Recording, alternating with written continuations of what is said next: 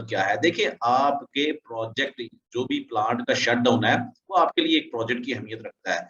जो day to day maintenance है, ये आपके लिए एक ऑपरेशनल वैल्यू रखती है, यानी कि आपका डेली का काम है, आपने करना है। लेकिन एक्यूरेट एस्टिमेशन एस्टिमेशन तब वहां पे आएगी जहां पे आपने प्लानिंग करनी है। और प्लानिंग तब करते हो जब इसके बाद आपने शेड्यूलिंग करनी है, और शेड्यूलिंग तब करते हो जब आप एक्टिविटीज का स्कोप डिफाइन कर लेते हो, और स्कोप को डिफाइन करने के बाद एक्टिविटीज को आपस में लिंकअप करोगे। लिंकअप करने के बाद आपको आउटपुट आउटपुट क्या मिलेगा? CPM, critical path method. यहाँ पे मैं आपको इंपॉर्टेंट मॉडल बताता चलूं जो कि बहुत ही इंपॉर्टेंट है। सबसे पहले आपने क्या करना है? अपने टास्क को स्पेसिफाई करना है।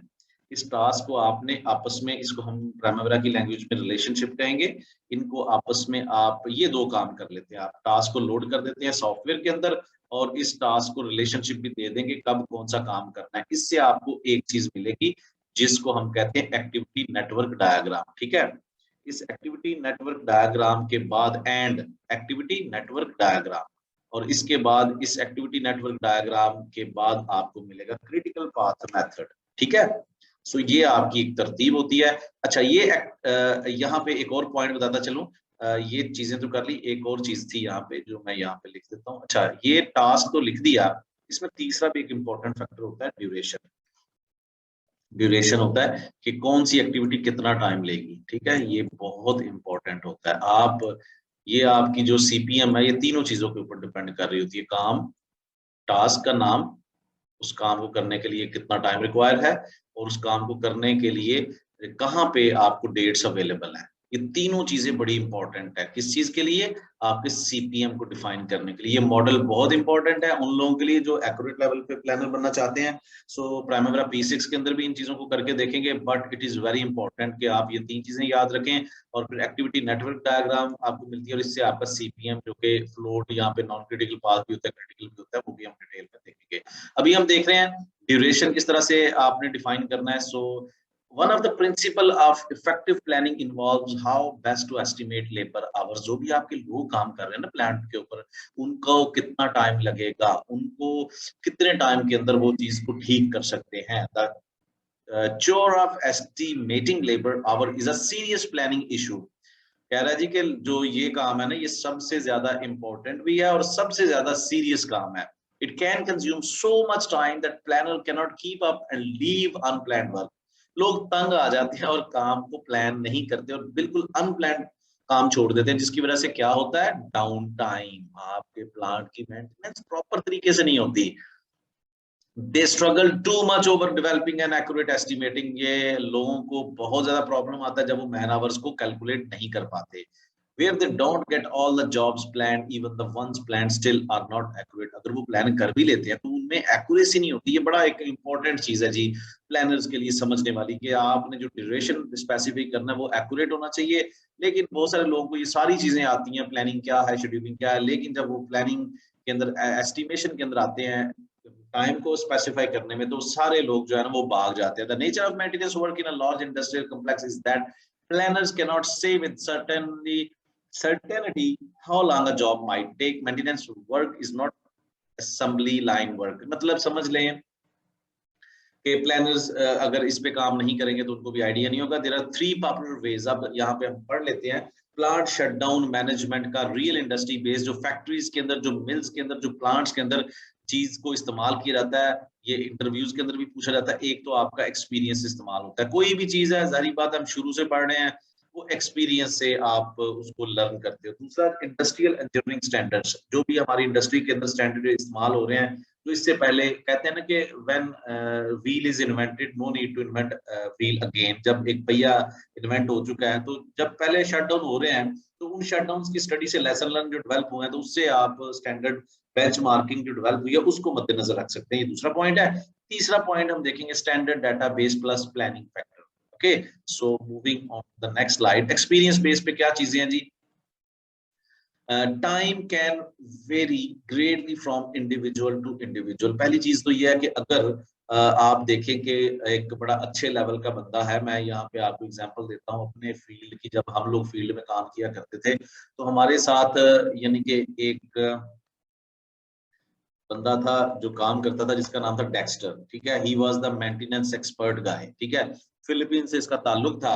सो जब ये बंदा करता था मेंटेनेंस उसकी डिफरेंट तरह के इक्विपमेंट की, तो ये काफी टाइम टेकिंग गाय था, यानी कि लुक बिजी डू नथिंग, ठीक है, ये मैं आपको एग्जांपल दे रहा हूँ। और यहाँ पे मैं दूसरा एक दिनेश था, ये इंडियन था, he was like very hard working. ये बंदा जो था ये टाइम तो लेता था but he need time to understand first, but he was quick गाय।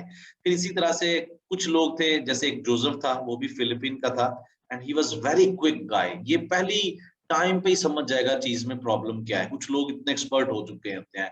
और फिर एक इंडोनेशियन गाय भी था, उसका मुझे नाम अभी याद नहीं, लेकिन he was also very expert guy. तो ये पहले पॉइंट के अंदर ये बिल्कुल रियलिस्टिक बात है, बंदा कौन सा काम कर रहा है इसके ऊपर बड़ी डिपेंडेंसी होती है। Time can vary between contractors, अब डिफरेंट तरह की कंपनीज भी मैटर करती हैं। There is a tendency to build an inefficiencies and create a slack plan, यानी कि इसकी वजह से आपको प्लान के अंदर इनएफिशिएंसी भी मिल सकती है, जिसमें थोड़ी सी एक्यूरेसी नहीं होती। Can not measure performance because you are not measuring against a standard, ठीक है। ये ऐसा नहीं है कि एस्टिमेशन की वजह से आप कहें कि ये परफॉर्मेंस एक्सपेक्ट करें। Can not measure performance because you are not measuring against the standard, ठीक है। अच्छा जी, आगे चलते हैं। ये थोड़ी सी ये जो पॉइंट्स है ये बड़े जनरल से हैं, ठीक है, एक्सपीरियंस लेवल पे लोग डिपेंड करते हैं। अच्छा, इसमें एक और भी चीज है कि जब आप एक काम कर लेते हो उसको डॉक्यूमेंट कर लो, ठीक है, एक्सपीरियंस में ये चीज भी आती है। डॉक्यूमेंट करने के बाद उसको देख लो, अच्छा 2-4 दफा काम हुआ, अच्छा जी ये तो काम जो है, लेट से आपने एक वॉल्व चेंज करना है, तो उस वॉल्व को चेंज करने के लिए आपने देख लिया, एक लॉग बुक चेक होती है, चेक इन चेक आउट, तो उसमें आप आइडिया लगा लेते हो, अच्छा जी ये एक स्टैंडर्ड वॉल्व है, गेट वॉल्व कह लें, तो उसको हमने चेंज करना था पाइपलाइन के अंदर, तो उसको हमें कितना लग गया, 1 आवर लग गया। दूसरी दफा किया 1 आवर 30 मिनट्स लग गए, ठीक है। तीसरी दफा किया 1 आवर 15 मिनट्स लग गए। तो फिर आप इसका एवरेज ले लेते हो, एवरेज से आपको आइडिया हो जाता है, अच्छा जी इतने टाइम के अंदर, तो वो आपका एक स्टैंडर्ड बन जाता है जो कि एक्सपीरियंस से आ रहा है। So planning time and motion को देखते हैं, ये क्या चीज है, टाइम कंज्यूमिंग इन प्लानिंग फेज। प्लानिंग फेज के अंदर बहुत टाइम कंज्यूम होता है। क्यों होता है, lot of data to go into the schedule, क्योंकि आपने शेड्यूल के अंदर जो भी डाटा इनकॉर्पोरेट करना है, कहाँ से आएगा भाईजान, वो आपके प्लानिंग फेज से आएगा। So time consuming for supervisors to update, अब ये सुपरवाइजर के लिए भी सरदर्द होती है। Leads to tight plan, plan भी उसी तरह से बनेगा। Need to apply planning factors, जारी बात है, आपने जो भी प्लानिंग के फैक्टर्स हैं, जो भी आपके स्टैंडर्ड्स हैं, जो भी आपकी चीजें हैं, उसको आपने अप्लाई करना है। स्टैंडर्ड टू मेजर परफॉर्मेंस, फिर आपने अपने प्रोजेक्ट के ऊपर जो टाइम एक्यूरेटली मेजर किया हुआ अपने मुताबिक, उसके मुताबिक आपने परफॉर्मेंस जो होती है वो मेजर करनी होती है, ठीक है। सो स्टैंडर्ड टाइम डेटाबेस के अंदर हम ये चीजें देखते हैं, used more and more with in the industry, ठीक है। ये नहीं है कि आपने उठा के वो पुराना डाटा किसी का यूज कर लिया, आप देखें इंडस्ट्री के अंदर इसको इस्तेमाल भी किया जा रहा है कि नहीं। एक चीज मेरा हमेशा ज़हन में रखिए, शॉर्टकट नहीं मारना, जान नहीं छुड़ानी, ऐसा नहीं है क्योंकि वो एंड पे आपको डाउन टाइम पड़ जाएगा अगर आपने रियलिस्टिक डाटा यूज नहीं किया। Quick and easy to use in planning phase, वो डाटा यूज करें जो आपके लिए समझना आसान है। ऐसा नहीं है कि उस डाटे को आपने पहले कन्वर्ट करना है, वो अभी आपको मैं बताता हूँ वो चीजें भी क्या आसान डाटा होता है। नीड टू बी रीजनलाइज्ड, अब ये नहीं है कि अमेरिका के अंदर वेदर और है, यूरोप के अंदर, मिडल ईस्ट के अंदर डिफरेंट है, एशिया के अंदर डिफरेंट है, तो ये जो रीजन वाइज होती है ना चीजें, उसको भी मद्देनजर रखें। ऐसा नहीं है कि स्टैंडर्ड यूएसए का और आप उसको मिडल ईस्ट के अंदर अप्लाई कर रहे हैं, मिडल ईस्ट के अंदर टेम्परेचर बहुत ज्यादा होता है, यूएसए के अंदर सर्दी बहुत होती है, तो उस हिसाब से कंडीशंस चेंज हो जाती हैं।